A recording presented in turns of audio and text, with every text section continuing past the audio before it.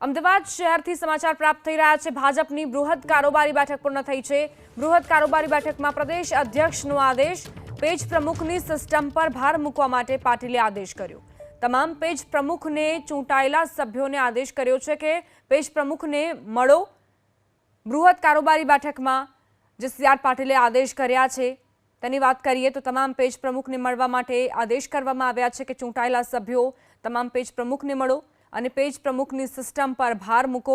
2024 પહેલા પેજ સમિતિની આ જે સિસ્ટમ છે તે જ 5 લાખની લીડનો જે લક્ષ્યાંક છે તેને સર કરાવવામાં મહત્વપૂર્ણ ભૂમિકા અદા કરશે તે પ્રકારનું નિવેદન પણ સીઆર પાટીલનું। 246 બૂથ અમદાવાદ શહેરમાં હાલ ભાજપ માટે માઇનસ છે, ત્યારે માઇનસ બૂથમાં વોટિંગ વધારવા માટે પાટીલે આદેશ આપ્યા છે। શહેર પ્રમુખ અમિત શાહને સભ્યની ગેરહાજરી બદલ પણ શાબ્દિક ઠપકો તેમણે આપ્યો। ખાનગી મિલકતો પર કમળનું પેઇન્ટિંગ કરવા માટેના આદેશ પણ તેમણે આપ્યા છે।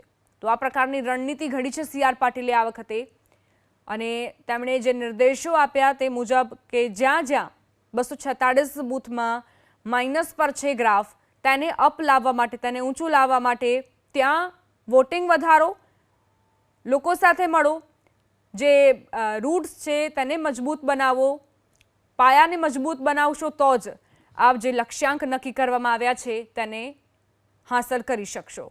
તમામ પેજ પ્રમુખને આ પ્રકારની સૂચના આપવામાં આવી છે કે તેઓ પણ પોતાની પકડ મજબૂત બનાવી અને જે ચૂંટાયેલા સભ્યો છે તેમની ઉપર તો જવાબદારી છે જ।